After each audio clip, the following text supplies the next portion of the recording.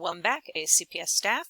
Now that we've created our classes and we have some people enrolled in our class, we're ready to talk about assignments. So I'm going to select back on my assignments tab here inside of my science class.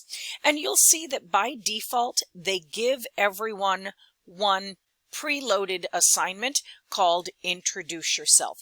This can serve a couple of purposes. Obviously, it's a great educational activity, but it can also show you what an assignment looks like before you try to create your own. If I select on Edit Assignment, I can open it and I can see all the different fields that I would need to fill out if I were creating my own assignment. So by having this preloaded in there, everybody gets a quick introduction to assignments. If you don't want to use this particular assignment with your students, you can always come over to the right-hand side, click on those three dots, and choose the delete option there. So I'm not going to use the Introduce Yourself assignment in this example video. I am going to create my own from scratch. You will notice on the right-hand side, we have this big blue button here that says Create an Assignment. When I select on it, my first field here is to type in the name of my assignment. Then I have a field here to write a description of what I'm asking the students to do as a part of this video project. You'll notice all the fields that contain the red asterisk mean that they are required. You don't have to include a lot in your description, but you do have to have a description of some kind. I have one that I've copied and pasted that is ready to go. So I have some basic steps for my students, some reminders, and even some links there to a storyboard template they can use to plan their video project, a rubric so that they can see how they're going to be scored, and then that all-important reminder letting them know what are the time restrictions for your project. Should it be up to 5 minutes? Should it be less than 8 minutes? Whatever your parameters are in your classroom, description is a great place to put that information. If we look along the bottom, you'll see we have options to change the text a little bit, making it bold, italics. We can include hyperlinks, and we can even do a bulleted or a numbered list. Again, what I copied in already had a numbered list, so that fits nicely. If we scroll down just a little bit more, our next option is to choose the project type. Students can create videos, but they can also create GIFs and podcasts. In this example, we're going to stay with the standard video project type, so I'm not going to change that selection. Next is our participation. Do we want students to work by themselves as an individual, or do we want them to be able to work in some kind of a group as a team project? In this example, we're going to talk about individual projects. In the next video, you'll see the differences with a team project. Then you have the ability to assign a due date here if you would like. So let's say my project is going to be due this Friday, May 3rd, and then I can even change the specific time. If I want to say, well, my class time is at 3 in the afternoon, so I'm going to say this has to be due by or finished by 3 p.m. on that day. Next, we come to an option to include a cover photo. Just as we could have some sort of a photo attached to the class itself that reminded the students that this class is about science, or maybe it included my Bitmoji classroom, we can also have a photo specifically attached to this assignment. In this case, I'm calling this a terrapin biology lesson. Maybe I have a nice photograph of a terrapin that I could add. When I select on Import Cover Photo, it is going to ask me to search my desktop to find images. So if I were using an image online, I would need to make sure that I find that image, I download it first, and save it to my computer. I'm just going to go ahead and grab whatever screenshot is at the top, which happens to be something about using the WeVideo Next Gen features, but now I have an image there that will be on the thumbnail for this assignment when the students go to select it. You'll notice I have options to replace the picture and delete it now that I've added one. Our final step down here in talking about creating an assignment for our students is to add those setup blocks down there. And they give us a little blurb about what that means. It says all assignments start with a blank editor. But you can give your students starting blocks by adding media and customizing the timeline.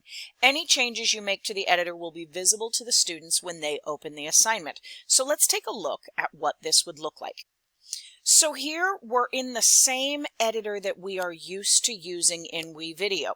The menu option that is selected up here in the left is Project Bin. Anything that I add here in my media field is getting added to my project bin. So this is where I have the ability to give my students the specific images, audio, as well as video clips that I want them to be able to use as a part of their project. But I can also storyboard it out down here in the actual editors field if I want to. So I'm going to add some media to my project bin. And I'm going to start with things that WeVideo has available. So I'm going to select on videos, and I'm going to stick with my example here. So I'm going to type in turtle, and let's see what we can find that might have something to do with a terrapin. If I find an image or a video in this case that I like, I can right click on it and choose Share to Project. And it says success. That's now in my project media folder. Let's find a couple more and add those before we navigate back. I'm going to go to images, and I'm going to do the exact same search here. See what I can find for still images. I'm just right clicking and choosing Share to Project each time I find something that seems relevant to my terrapin project. If I wanted to limit the students in the audio that they can choose, I have the same options. I can right click on the music tracks that I want them to be able to choose from in their media bin. Wonderful. Now we have a whole bunch of examples. If I go back to Project Bin in the upper left-hand corner, you'll see that I have two videos that I've added. Looks like it only got one of those videos. That's all right. I've got two images, and then I've got two audio tracks that the students can pull from when they are building their video.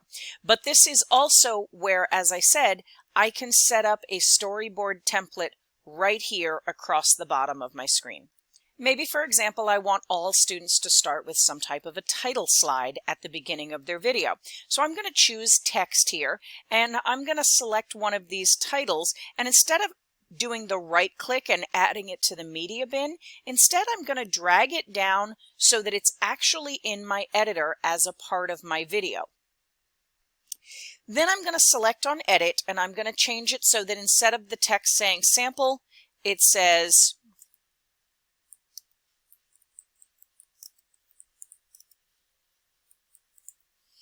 I think I've misspelled terrapin twice now, so we'll fix that. And then once you have this edited the way that you want to, you select done. And now we have the beginning of what everybody's video should start with. We have the fact that we want everyone's video to start with a title slide. I can also add in a few of those items from the media bin. Maybe I want them to open right after their title slide with some kind of a video or an image of the terrapin that they will be working with. I can even add transitions in here as a part of the template for them and put that right in between. Once I click close here in the upper right hand corner, it's going to save all of this as a part of the assignment that I'm creating. So not only do they have access to the two videos, the two images, and the two audio or music tracks that I gave them in the media bin, but they also have those templates or starting blocks running across the bottom in the editor as placeholders for where I want them to put their specific media. Again, I want everybody to have a title slide. It should transition into some sort of an image or video of your terrapin, and so on. Now that I've added things, I have modify if I want to go back and continue to edit those starting blocks that I've set up for the students, but I also have the ability to remove it if I want to start over. When I am done making these changes to my assignment, I have a few options in the upper right-hand corner of my screen. If I'm not truly done, but I'm just out of time for today, I can select Save Draft, and it will take me back to my assignments dashboard. I can go back in and edit that assignment again at any time by selecting here where it says Edit Assignment. If I am truly done and I am ready to give this to my students, I'm going to choose the blue button that says Assign. Now this is assigned to my science class, the class that I was in when I was building the assignment. I can select on View Progress at any time to see how my students are doing in working on their video project here. Check back in the next video where we're going to show you how it's different when you create a team assignment.